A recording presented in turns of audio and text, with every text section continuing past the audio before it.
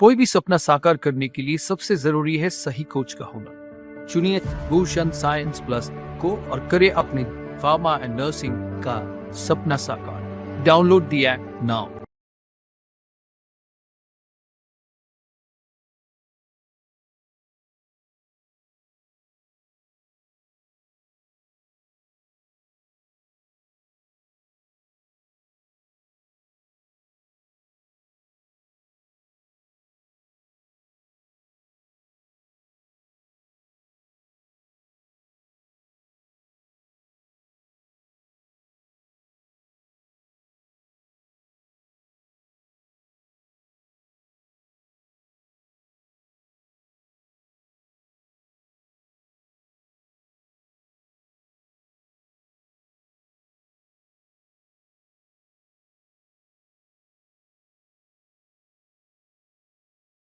Good morning class.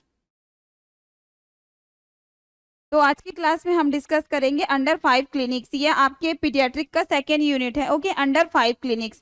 तो जैसे नाम से ही समझ में आ रहा है कि अंडर 5 मतलब कि क्या हो रहा है, जो 5 ईयर तक के बच्चे हैं, अंडर 5 ईयर तक के जो बेबी है, उनके लिए जो क्लिनिक डेवलप हुआ है वो होगा आपका अंडर 5 क्लिनिक्स। ओके, इसका जो ये कॉन्सेप्ट है अंडर 5 क्लिनिक्स का, ये आपका वेल बेबी क्लिनिक से लिया गया है। जो वेस्ट में ये था वेल बेबी क्लिनिक्स। ओके, मतलब कि अंडर 5 क्लिनिक्स जो स्टार्ट हुआ है उसका जो कॉन्सेप्ट है वो है आपका वेल बेबी क्लिनिक से। वेल बेबी क्लिनिक जो है वो वेस्ट कंट्रीज में जो है बहुत ज़्यादा फेमस था। वहाँ पे भी जो डेथ रेट बढ़े हुए थे बच्चों के, उनके लिए बहुत सारे क्लिनिक्स जो स्टार्ट किए गए उनको ध्यान में रखते हुए, और उसी कॉन्सेप्ट पे बेस से अपना अंडर 5 क्लिनिक जो इंडिया में स्टार्ट हुआ। ओके, तो फर्स्ट 5 ईयर जो रहता है, मैंने बताया कि 5 साल तक जो है हमारे ब्रेन का 95% जो है डेवलपमेंट हो जाता है, बाकी का 5% जो है आफ्टर 5 ईयर होता है। ओके, तो अंडर 5 ईयर तक के जो बच्चे हैं उनको हमको बहुत ज़्यादा केयर देने की ज़रूरत है, क्योंकि हमारे बच्चे जो 5 ईयर तक के हैं उनमें क्या रहता है, ग्रोथ एंड डेवलपमेंट अच्छा होना चाहिए। ग्रोथ एंड डेवलपमेंट अगर अच्छा है, दैट मीन्स उनका ब्रेन का जो डेवलपमेंट है वो भी अच्छे से होगा। अगर वही चीज में अफेक्ट हो रहा है, कोई भी फैक्टर जो अफेक्ट कर रहा है ग्रोथ एंड डेवलपमेंट में, दैट मीन्स ब्रेन का जो फंक्शंस है वो भी क्या होगा, डिले होगा, उसमें भी अफेक्ट करेगा वो चीज। क्लियर? तो बच्चे लोग जो 5 साल तक के बच्चे हैं उनमें देखा गया था कि बहुत डेथ रेट बढ़ा हुआ है। ओके, बहुत ज्यादा डेथ रेट है, बहुत मॉर्बिडिटी रेट और मॉर्टेलिटी रेट बढ़ा हुआ है। इसलिए गवर्नमेंट ने स्टार्ट किया अंडर 5 क्लिनिक्स। इसको ध्यान में रखते हुए, किससे प्रेरणा लेते हुए, आपका जो वेस्ट में आपका वेल बेबी क्लिनिक्स था उसको ध्यान में रखते हुए, क्योंकि वो चीज जो है उसका इफेक्ट हो रहा था। वो क्लिनिक्स बनने के बाद वहां पे डेथ रेट कम हुआ, मॉर्बिडिटी और मॉर्टेलिटी रेट जो बढ़ा हुआ था वो कम हुआ, और बच्चों का ग्रोथ अच्छे से होने लगा। तो उनको देखते हुए फिर हमारे इंडिया के गवर्नमेंट ने भी उस चीज को स्टार्ट किया अंडर 5 क्लिनिक के नाम से। और इसका जो बेसिक था, जो बेस फाउंडेशन है, वो यही है कि बच्चों को प्रिकॉशन दिया जाए, प्रिवेंट किया जाए, डिजीज का कंडीशन आने ही ना दिया जाए। क्योंकि जब भी हमारे बॉडी में डिजीज होता है, इलनेस होता है, उसके बाद क्या होता है, बॉडी को रिकवर करने में टाइम लगता है, उसकी वजह से ग्रोथ पे अफेक्ट करता है वो चीज। ओके, तो हमको बेबी को ऐसा केयर देना है, ऐसा उनको हमको इम्यूनिटी देना है कि कोई बीमारी उनको ज्यादा अफेक्ट कर ही ना सके। ओके, तो बीमारी होने से पहले हमको उनको प्रिवेंट कर लेना है। क्लियर? तो यही इसका जो इसका बेसिक था, इसका जो फाउंडेशन था अंडर 5 क्लिनिक्स का, वो यही था कि बच्चों को प्रिवेंट करना है डिजीज से, इलनेस से, और उनके ग्रोथ और डेवलपमेंट को इंक्रीज करना है। क्लियर? तो इसी बेस पे ये बना है। इसमें ही आपके जो बेबी है, ओके, जो फर्स्ट 5 ईयर तक जो बच्चे रहते हैं उनमें उनका फिजिकली और मेंटली ग्रोथ जो है वो डेवलपमेंट जो है अच्छे से हो, इंक्रीज डेवलपमेंट एंड ग्रोथ हो, इस चीज के लिए इसको स्टार्ट किया गया था। फैक्ट क्या था, 50% ऑफ डेथ जो हो रहा था इंडिया में वो अंडर 5 जो बच्चे हैं उनमें हो रहा था। ओके, 50% मीन्स बहुत ज्यादा हाई रेट है डेथ रेट का। आपका इंडिया में जितने भी पर ईयर डेथ हो रहे हैं उसमें अगर 50% डेथ ओनली बच्चे का है, अंडर 5 ईयर तक के बच्चे का, अंडर 5 ईयर तक के अगर बच्चे का 50% डेथ, मतलब कि इंडिया में जितनी भी डेथ रेट हो रही है उसमें आपका अकेले बच्चे का ही जो है, बेबी का ही जो है वो 50% डेथ है। दैट मीन्स आधा जो 50% है वो अडल्ट का है और टीनेजर का है और ओल्ड एजेस का है। तो अकेला 50% डेथ अगर बच्चे का हो रहा है, मीन्स हमारे कंट्री में बच्चे बहुत ज्यादा बीमारियों से और बाकी चीजों से अफेक्ट हो रहे हैं और डेथ रेट बढ़ा हुआ है। तो बहुत ही ये एक गंभीर वो था, कंडीशन था। उस चीज को पार पाने के लिए, उससे हमको बाहर निकलने के लिए, निजात पाने के लिए कुछ ना कुछ तो स्टेप लेना ही था। वो स्टेप गवर्नमेंट ने लिया अंडर 5 क्लिनिक के नाम से। और भी बहुत सारे प्रोग्राम्स थे जो स्टार्ट किए गए थे, तो ये भी था, ये बहुत इफेक्टिव साबित हुआ ये जो क्लिनिक से स्टार्ट किए गए थे। ओके, तो इसमें सोशल का भी अटेंशन बहुत जरूरी था, कम्युनिटी का भी अटेंशन बहुत जरूरी था। तो हर एक 5 साल तक के जितने भी बच्चे थे उस ग्रुप एक के बच्चों को हमको एक ऐसा स्टेब्लिश एनवायरनमेंट क्रिएट करना था उनका हेल्थ स्टेब्लिश करने के लिए, ताकि हमको कम्युनिटी को भी साथ में लेके चलना है उसमें। ओके, पेरेंट्स को एजुकेट करना है, और जितने भी लोग वहां पर जुड़े हुए हैं सबको इस चीज का नॉलेज होना चाहिए कि हम कैसे बच्चों को कॉपरेट करके उनको हेल्थ को इस्टेब्लिश कर सकते हैं। तो कॉन्सेप्ट इसका क्या था? Prevention of disease. ओके, क्या कॉन्सेप्ट होगा इसका? प्रिवेंशन मतलब कि डिजीज से प्रिवेंट करना, ट्रीटमेंट अगर हो रहा है डिजीज तो उसको तुरंत इलाज करना। ठीक है, प्राइमरी लेवल में ही अगर वो बीमारी आ गई है और रिस्क फैक्टर आ गया है तो उस चीज को ध्यान देना, ट्रीटमेंट करना। और हेल्थ सुपरविजन, हेल्थ को टाइम टू टाइम क्या करना? सुपरवाइज करना। ओके, तो ये health supervision, time to time क्या करना? हेल्थ सुपरवाइज करना, ध्यान देना हेल्थ पे। वही है कि बच्चों को थोड़ा सा भी कोल्ड कफ हो रहा है, उसकी वजह से क्या है ना, उस टाइम पे बच्चों को ARI जो है मोस्ट कॉमन डिजीज था बच्चों में, डिजीज मॉर्टेलिटी रेट को बढ़ाने के लिए। ARI क्या होता है आपका? Acute respiratory infection, acute respiratory infection.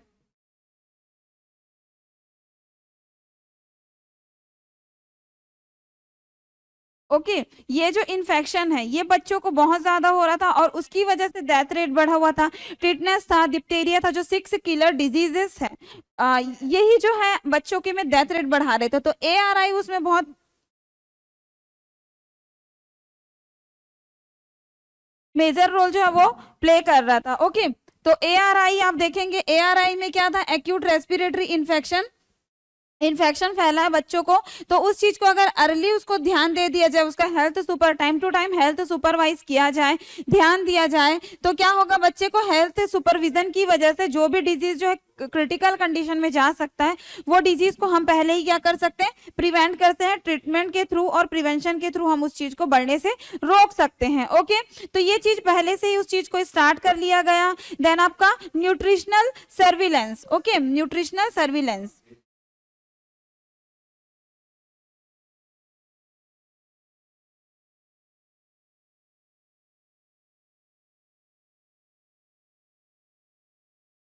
Okay, nutritional surveillance में क्या था? गांव गांव घर घर जाकर, ठीक है, लोगों को एजुकेट करना, न्यूट्रिशन के बारे में बताना, साथ ही मदर, क्योंकि बच्चे का जो विकास है हम देख रहे हैं ग्रोथ और डेवलपमेंट का कंसेप्शन के बाद से ही हम उस चीज को ध्यान दे रहे हैं।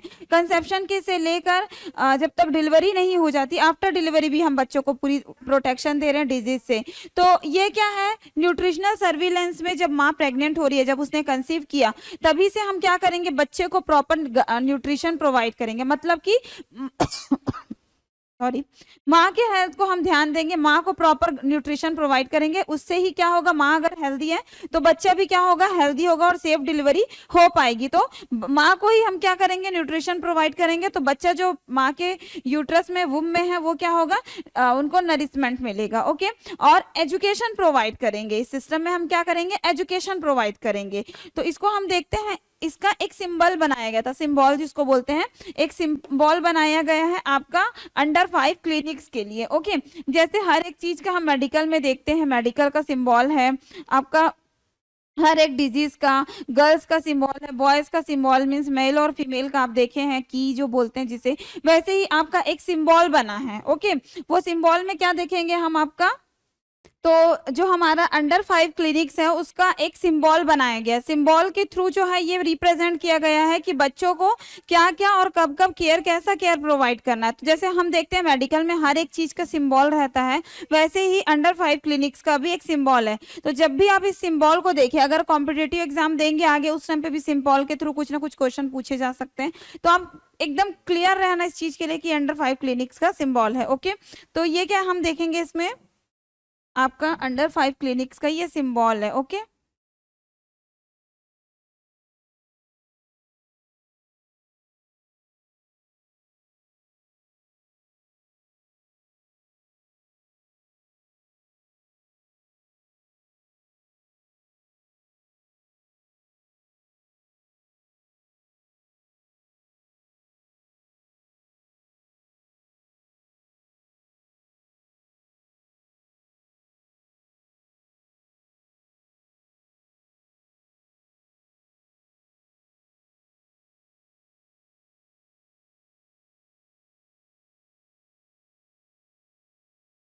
ओके, जब भी ऐसा सिंबल दिखे तो समझ जाना कि क्या है, ये अंडर 5 क्लिनिक्स का सिंबल है। तो इसमें हम क्या देखेंगे, देखो इसमें हम जितना भी अंदर देखेंगे वो जो हम केयर प्रोवाइड करेंगे, जो हमारा प्लान है। ओके, तो care ill patient, okay, care in illness, मतलब कि हम क्या देंगे, इलनेस से हम क्या कर रहे हैं, प्रिवेंट कर रहे हैं, केयर प्रोवाइड कर रहे हैं, इलनेस से हम केयर प्रोवाइड कर रहे हैं।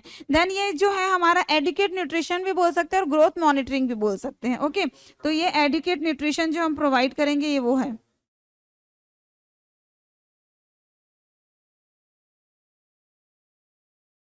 Educate nutrition,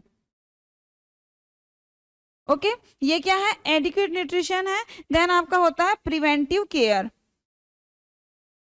preventive care. Okay, तो ये हुआ बच्चे का केयर करना, इलनेस के टाइम पे उसको एडुकेट न्यूट्रिशन प्रोवाइड करना और प्रिवेंटिव केयर प्रोवाइड करना। ओके, और देन हमारा ये क्या रहेगा, आपका फैमिली प्लानिंग रहेगा। इसी से हमारा जो है पूरा हम पढ़ेंगे। ओके, इसी सिंबल के थ्रू। देन ये जो रहेगा बाहर का जो मैंने आउटर बनाया है ब्लू लाइन से, ये सारा क्या है, हर एक चीजों के लिए जो है आपका हेल्थ एजुकेशन है, हेल्थ एजुकेशन है।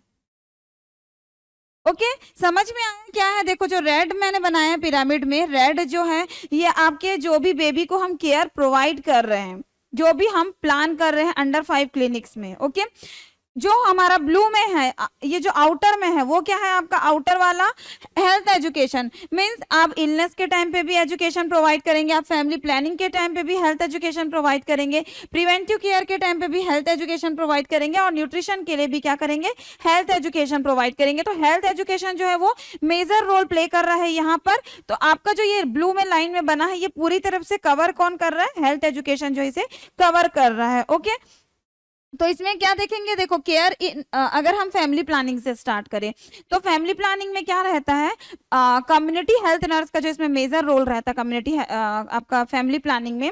फैमिली प्लानिंग मीन्स आपका प्लान करके चलना फैमिली को। ओके, जैसे एक बेबी हो गया है डिलीवर, उसके बाद मदर को बताना है, एजुकेट करना है, अगर उसको नहीं पता है मदर को तो उस चीज के बारे में बताना है, फैमिली प्लानिंग के बारे में, कि आपका जो बेबी है उसको एक अच्छा केयर प्रोवाइड करने के लिए, एक अच्छा एटमॉस्फेयर डेवलप करने के लिए आपको अभी फैमिली प्लानिंग करके चलना होगा। ओके, ऐसे भी अगर फैमिली प्लानिंग के बारे में बात करें तो मैं आपको एक चीज बताती हूँ कि जो मदर रहती है उसका यूट्रस का जो साइज रहता है, जो वेट रहता है, ओके, यूट्रस का जो वेट रहता है वो अप्रोक्स कितना रहता है, नॉर्मली देखे तो 30 to 40 ग्राम,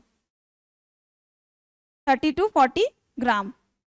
ओके, ये यूट्रस का वेट है, नॉर्मली यूट्रस का वेट, ये हर एक विमेंस का यूट्रस का वेट है, कितना होता है, 30 to 40 ग्राम। ये यूट्रस जो है, जब बेबी इसमें क्या होता है, कैरी होता है, बेबी इसमें ग्रोथ करता है, बेबी जब प्रेगनेंसी जब होती है तब यही यूट्रस का साइज वेट जो है बढ़ जाता है, साइज बढ़ जाता है, और इसका वेट कितना हो जाता है प्रेगनेंसी के टाइम पे, प्रेगनेंसी के टाइम पे कितना हो जाता है, 1000, कितना हो जाता है, 1000 ग्राम। सोचो एक जो यूट्रस है उसका वेट नॉर्मल जो टाइम है उस टाइम पे 30 to 40 ग्राम। ओके, 30 to 40 ग्राम का यूट्रस है, जब प्रेगनेंसी होती है, जब बेबी उसमें रहता है तब कितना हो जाता है, वो उसका वेट बढ़कर हो जाता है 1000 ग्राम। मतलब कि कितना ज्यादा उसका वेट बढ़ गया, बहुत ज्यादा वो लार्ज हो गया।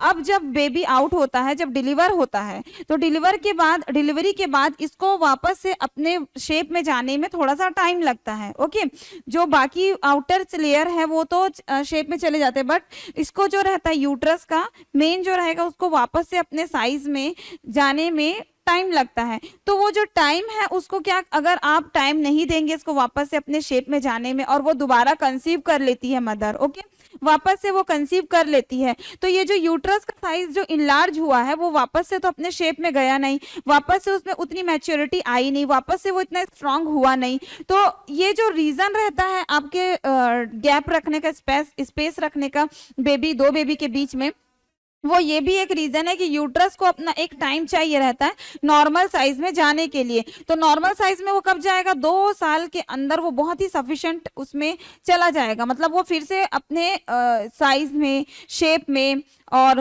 उसका जो वेट है सब चीज वो क्या हो जाएगा जैसे पहले था, मतलब वापस से वो 30 to 40 ग्राम हो जाएगा। बट उसके लिए उसको टाइम चाहिए, लेकिन वही टाइम अगर ना दिया जाए और मदर वापस से बिना फैमिली प्लानिंग के वो कंसीव कर लेती है कुछ ही टाइम में, तो एक तो मदर का हेल्थ पे भी वो इफेक्ट करेगा, उसके बॉडी में अभी वैसे भी डेफिशिएंसीज है, सारे चीज न्यूट्रिशनल डेफिशिएंसीज हो गई है एक बेबी के होने के बाद, बेबी फीड करेगा उससे भी उसके बॉडी में डेफिशिएंसीज होगी। ओके, तो अगर वापस से मदर कंसीव करती है, जो पहला बच्चा है उसके ऊपर वो अच्छे से ध्यान नहीं दे पाएगी, क्योंकि उसको फिर से मॉर्निंग सिकनेस आने लगेंगे, वापस से उसको अपनी बॉडी में चेंजेस आने लगेंगे, वो वैसे भी इरिटेट रहने लगेगी।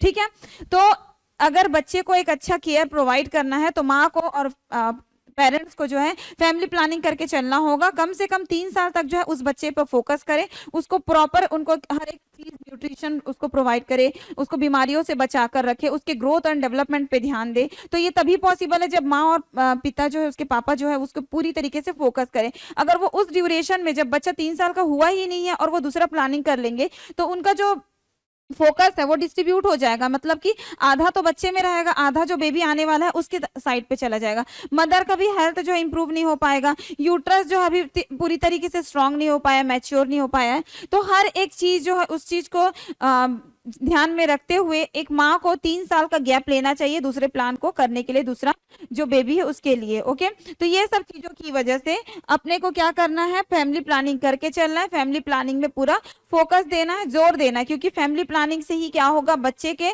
ग्रोथ पे वो चीज ध्यान दिया जाएगा। जो दूसरा बेबी भी कंसीव होगा वो भी क्या होगा, वीक होगा, अगर माँ का यूट्रस मैच्योर नहीं है, माँ का हेल्थ स्टेबल नहीं है, माँ का हेल्थ मतलब बॉडी में डेफिशिएंसीज है, तो वो जो बेबी वापस से जो जन्म लेगा वो भी क्या होगा, पूरी तरीके से माल नरिश्ड होगा, या तो प्री मैच्योर होगा, या फिर एलबीडब्ल्यू होगा, मींस लो बर्थ वेट होगा। तो ये सब चीजों से अपने को पहले से प्रिवेंट करना है, तो इसके लिए हमको फैमिली प्लानिंग में पूरा फोकस करना है। और जो कम्युनिटी हेल्थ नर्स है वो इसमें मेन फोकस करती है। कम्युनिटी हेल्थ नर्स जो है घर घर जाके, गांव गांव में कैंप लगा के लोगों को एजुकेशन प्रोवाइड करती है regarding family planning. Okay, contraceptives के बारे में उनको बताती है कि आपको कॉन्ट्रासेप्टिव पिल्स यूज करना चाहिए, आपको गैप रखना चाहिए, हर एक चीज के बारे में उनको एजुकेशन देना चाहिए। ओके, तो इनका मेन फंक्शन अंडर 5 क्लिनिक्स में मदर को भी इन्वॉल्व किया गया, प्रेगनेंसी को भी इन्वॉल्व करने का यही मकसद है कि फैमिली प्लानिंग को करके चलना है, ताकि बच्चे को पूरा जो है ध्यान दिया जाए, उनके ऊपर पूरा केयर जो है वो प्रोवाइड करे। ठीक है,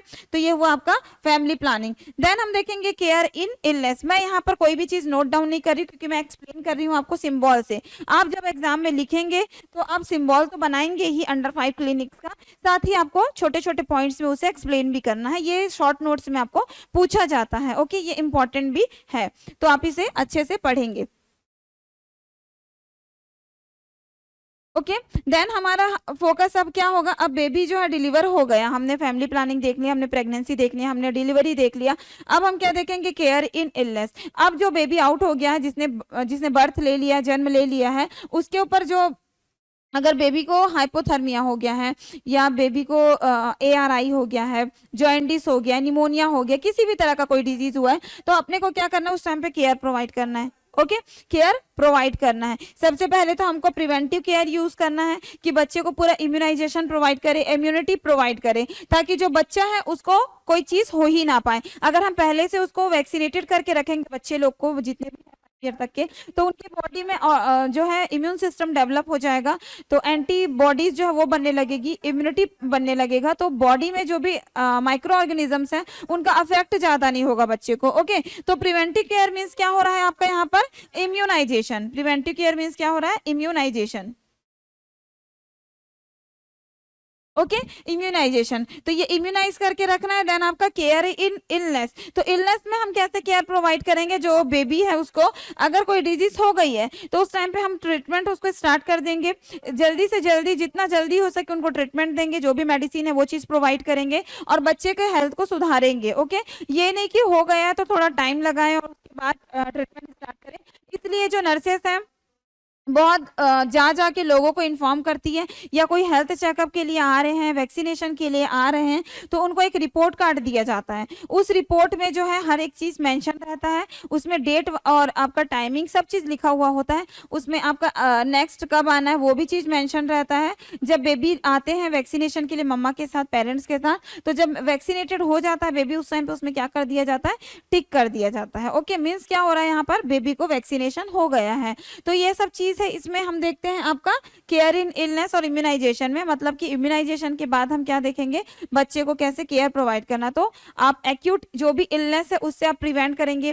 क्रोनिक इलनेस जो है फिजिकली हो चाहे मेंटली हो चाहे कंजेनेटल हो, हर एक एबनॉर्मेलिटीज को सुपरवाइज स्टार्टिंग में ही कर लेंगे, ऑब्जर्व कर लेंगे स्टार्टिंग में ही। कोई भी एबनॉर्मलिटीज है बच्चे की, कंजेनेटल डिजीज है, उस चीज को स्टार्टिंग में ही ध्यान दे देंगे। अगर फुट क्लैप्स है, क्लेफ्ट लिप्स है, क्लेफ्ट प्लेट्स है या क्लेफ्ट फुट है, जो भी है अर्ली डिटेक्शन कर लेंगे और उसके ऊपर अर्ली मैनेजमेंट स्टार्ट करेंगे। ओके, देन जो भी डिसऑर्डर हो रहे हैं, ग्रोथ एंड डेवलपमेंट को अफेक्ट कर रहे हैं, उस चीज का जल्दी से जल्दी हम क्या करेंगे, लेबोरेटरी सर्विस प्रोवाइड करेंगे, एक्सरे करेंगे उस चीज के लिए। और जैसे ही बेबी आता है, उस चीज को हमको क्या करना, ध्यान देना है बच्चे का, जो भी हमने सर्विस प्रोवाइड किया है, जो भी लेबोरेटरी सर्विस उनको दिया है, उस चीज का रिपोर्ट को अपने को क्या करना, कंडक्ट करना है। और अगर उस चीज का ट्रीटमेंट हमारे यहाँ पॉसिबल नहीं है सीएससी पीएससी पे, ओके, हमारे सीएससी पीएससी में अगर बच्चे का कंडीशन खराब है और उसका हमारे पास जो भी ट्रीटमेंट है वो अवेलेबल नहीं है, तो अपने को क्या करना, तुरंत उनको क्या करना है, उनको भेजना है कहाँ, रिफरल सर्विस करना है। रिफरल करने के मतलब कि आपको ट्रांसफर करना है, कहाँ पर रिफर करना है, जहां पर उसका ट्रीटमेंट पॉसिबल है। तो इस तरीके से हम क्या कर सकते हैं, केयर कर सकते हैं बच्चे का इलनेस के टाइम पे। ओके, मतलब कि treatment early detection, early treatment और अर्ली रिफरल, इन सब चीजों से हम क्या कर सकते हैं, बच्चे को प्रिवेंट कर सकते हैं। ओके,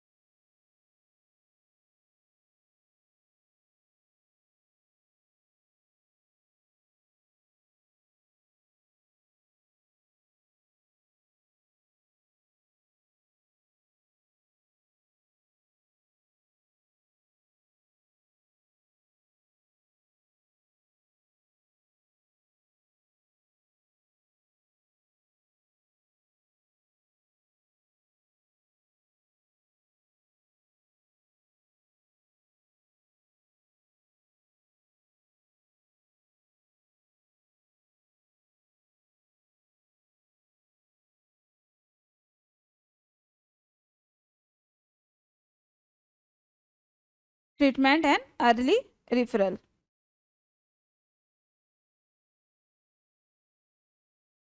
ओके, तो ये हुआ आपका care in illness. Preventive care में देखें तो हमने प्रिवेंटिव केयर में इम्यूनाइजेशन बताया मैंने आपको कि इम्यूनाइजेशन से बहुत ज़्यादा हम प्रोटेक्ट कर सकते हैं बच्चों को। जो भी डिजीज हुए थे, डिप्थेरिया है, पोलियो है, टेटनस है, मेजल्स है, टीबी है, वुफिंग कब है, जो बच्चों में बहुत ही उस टाइम पे कॉमन था ये सब डिजीज, और इसी की वजह से मॉर्टेलिटी रेट जो है वो बढ़ा हुआ था। तो ये जो 6 किलर डिजीज है, किलर डिजीज से हमको अगर बचाना है बच्चे को, तो इम्यूनाइज करना बहुत ज़रूरी है, वैक्सीनेटेड करना बहुत ज़्यादा जरूरी है। देन आपका इम्यूनाइजेशन में हमने ये देखा। देन आपका न्यूट्रिशनल सर्विलेंस। तो न्यूट्रिशनल सर्विलेंस में हम क्या देखेंगे, आपका जो एडुकेट न्यूट्रिशनल है, एडुकेट न्यूट्रिशन में हम क्या करेंगे, nutritional surveillance, nutritional surveillance. Okay, nutritional surveillance, इसमें हम क्या देखेंगे, almost all the nutritional disorder, like जितने भी न्यूट्रिशनल डिसऑर्डर है, न्यूट्रिशनल डेफिशिएंसी से जो हो रहे हैं। ओके, जैसे कि आपका पीईएम हो गया, प्रोटीन एनर्जी माल न्यूट्रिशन हो गया, एनीमिया हो गया, खून की कमी हो गई है बच्चे में, रिकेट्स हो गया है, ठीक है, विटामिन डी की कमी से होता है रिकेट्स जो है, और एक्सेट्रा जो भी और डिजीज हो रही है एज ग्रुप के अकॉर्डिंग। तो ये सब चीजों से हम कैसे बच सकते हैं, उनको अगर बच्चे को माल नरिश से बचाना है तो उनके न्यूट्रिशन पे फोकस करके, उनको न्यूट्रिशनल सर्विस जो है वो प्रोवाइड करके। ओके, तो ये एक्सट्रीमली इंपॉर्टेंट सर्विस है। अगर हमको देखना है बच्चे को न्यूट्रिशन से बचाना है, उधर हमको ध्यान देना बहुत जरूरी है। तो जितने भी सब क्लिनिक्स हैं वहाँ पे जाके बच्चों का ट्रीटमेंट प्रोवाइड करना। अगर मदर आ रही है तो मदर प्रेग्नेंट है तो उनको उसी टाइम पे हमको फॉलिक एसिड और आयंस के, विटामिन्स के हर एक टैबलेट जो प्रोवाइड करना चाहिए, ताकि बच्चे को इस सारी चीज़ों की प्रेगनेंसी के टाइम पे कोई डेफिशिएंसी ना हो। मतलब कि इंट्रा यूटेराइन जो लाइफ रहता है उस टाइम पे बच्चे को कोई भी डेफिशिएंसीज बॉडी में ना हो, एंटीनेटल लाइफ पे, एंटीनेटल पीरियड पे। ओके, तो जो न्यूट्रिशनल सर्विलेंस है वो भी आपका बहुत इंपॉर्टेंट है अंडर 5 क्लिनिक्स में। इसमें आपका बच्चे का वेट जो है मंथली मेजर करना है। अगर वेट नहीं गेन हो पा रहा है, ग्रोथ नहीं हो पा रहा है बच्चे को, तो हमको हेल्प करना है, डिटेक्ट करना है कि किस वजह से जो है फेल हुआ है, ग्रोथ जो है बच्चे का ग्रोथ फेलियर हुआ है, माल न्यूट्रिशन हुआ है या कोई और रीजन है। हर एक चीज को क्या करना, अपने को रिकॉर्ड करना है। ओके, देन आपका जो भी केयर हम प्रोवाइड कर रहे हैं ग्रोथ रिगार्डिंग, उनके ग्रोथ को बढ़ाने के लिए, इंक्रीज करने के लिए, तो उसको हमको पूरी तरीके से क्या करना है। जैसे बच्चा 5 साल तक का स्कूल में जा रहा है तो वहाँ पर हम मिड डे मील स्टार्ट कर सकते हैं।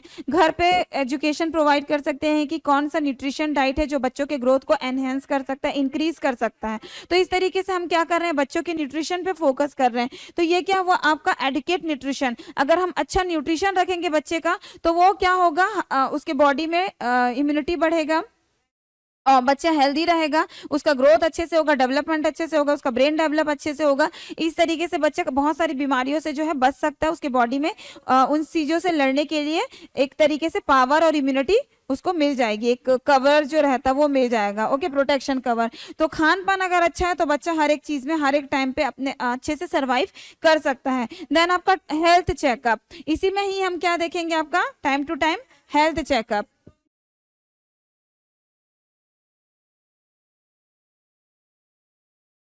Okay, health checkup. तो हेल्थ चेकअप में क्या देखेंगे, टाइम टू टाइम जो है बच्चे को अपने को फिजिकली एग्जामिनेशन के लिए लेके जाना है, टेस्ट करवाने उसको लेके जाना, हर मंथ रहे या जब भी बच्चा जो है वीक है या इल है उस टाइम पे भी बच्चे को ट्रीटमेंट के लिए लेके जाना है, हेल्थ चेकअप के लिए। और डन एवरी 3 to 6 मंथ, ये जो रहेगा आपको हर 3 से 6, अगर माँ और बच्चे नहीं आ पा रहे हैं तो स्टाफ जो है, नर्सेज जो है वहां पर राउंड के लिए जाएगी, सुपरवाइज करने जाएगी कि कौन से घर पे जो बच्चा था और इम्यूनाइजेशन के लिए नहीं आ पा रहा है तो वो वहां जाके जो है इम्यूनिटी उनको प्रोवाइड करेगी, मतलब कि वैक्सीनेटेड करेगी। Okay, then child health card जो बनता है, जो मैंने आपको स्टार्टिंग में ही बताया, उस चीज को चेकलिस्ट करना है कि बच्चे को कोई वैक्सीन छूट तो नहीं गया है, छूट गया है तो तुरंत उसको इंट्रोड्यूस करना है। तो हेल्थ चेकअप इसलिए भी इंपॉर्टेंट है कि इम्यूनाइजेशन को हम क्या कर सकते हैं, देख सकते हैं, चेक कर सकते हैं, उस चीज को एग्जामिन कर सकते हैं, बच्चे का कंडीशन को आइडेंटिफाई कर सकते हैं, कोई रिस्क फैक्टर तो नहीं है, बच्चे के चेंजेस तो नहीं आ रहे, बच्चे को जॉइंटिस तो नहीं हो गया,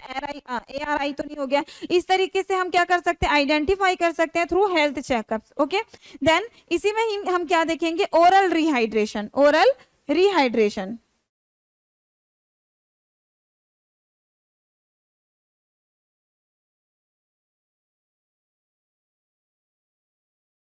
ओके, ओरल रिहाइड्रेशन। तो ओरल रिहाइड्रेशन में हम क्या देखेंगे, बच्चे को जो है जैसे डायरिया हो गया, ठीक है, डायरिया का अटैक जो आता है, बड़े झेल लेते हैं उस चीज को, टॉलरेट कर लेते हैं, लेकिन जो बच्चे रहते हैं वो 2 to 6 बार अगर हो गया डायरिया, उनको लूज मोशन हो गया 2 से 4 बार, उसी में क्या हो जाते हैं, वो पूरी तरीके से पस्त हो जाते हैं, पूरी तरीके से लिथार्जी हो जाते हैं, बॉडी में डेफिशिएंसीज होने लगती है। क्योंकि हमने क्या देखा था, स्टार्टिंग में ही पढ़ा है कि बड़े की, एडल्ट की बॉडी और जो बच्चे हैं उनकी बॉडी में अलग है, दोनों में डिफरेंसेस है। तो इस तरीके से उनका बॉडी टॉलरेट नहीं कर पाता, तो हमको बहुत ध्यान देना है। अगर 6 मंथ तक का बच्चा है तो मदर को ये बताना है कि 6 महीने तक के बच्चे को अगर हो रहा है ऐसे कोई डिजीज, तो पूरी तरीके से वो किस पे डिपेंड है, ब्रेस्ट फीडिंग पे। तो ब्रेस्ट फीड पे पूरा एक्सक्लूसिव ब्रेस्ट फीडिंग जो उनको देना है। अगर बच्चा 6 मंथ के बाद का है तब भी दूध जो है उनको नहीं छुड़ाना है, मदर मिल्क जो है उनको नहीं विनिंग नहीं करवाना है, उस टाइम पे भी कॉम्प्लीमेंट्री फीडिंग स्टार्ट करना है। और जो कॉम्प्लीमेंट्री फीडिंग होगा वो एकदम लिक्विड रहेगा, बहुत पानी की तरह, उनको खिचड़ी, दलिया, रागी, इस टाइप का जो रहेगा, ओट्स, ये सब चीज एकदम प्यूरी बना के देना है। फ्रूट्स जो है उनको प्यूरी बना के देना है, वेजिटेबल सूप जो है उसको भी एकदम लाइट रहना चाहिए और बच्चे को ये चीज इंट्रोड्यूस करना। इससे क्या होगा, बॉडी में जो लिक्विड की कमी हो रही है, बॉडी डिहाइड्रेट हो रहा है, वो वापस से क्या होने लगेगा, हम उस चीज को रिहाइड्रेशन की तरफ ले जा रहे हैं। तो बच्चे के में पानी की कमी नहीं होगी और बच्चे के में जो पानी की कमी से डेथ होता है, ठीक है, डिहाइड्रेशन की जो वजह से डेथ हो रहा है, उस चीज को हम क्या कर सकते हैं, प्रिवेंट कर सकते हैं। तो उस टाइम पे हम ORS वगैरह भी हम पैकेट दे सकते हैं, वहाँ कम्युनिटी में डिस्ट्रीब्यूट कर सकते हैं। जो लोग आ रहे हैं हेल्थ चेकअप के लिए पेरेंट्स उनको दे सकते हैं। और इस तरीके से हम बच्चे को और माँ को क्या कर सकते हैं, प्रिवेंट कर सकते हैं, माँ को एजुकेट करके और बच्चे को ये सारा चीज जो है हम देकर सफिशिएंट अमाउंट में उनको रिहाइड्रेट रख कर क्या कर सकते हैं, बच्चे को डिहाइड्रेशन से हम प्रिवेंट कर सकते हैं। देन आपका ग्रोथ मॉनिटरिंग, तो ग्रोथ मॉनिटरिंग भी हम आपका ग्रोथ मॉनिटरिंग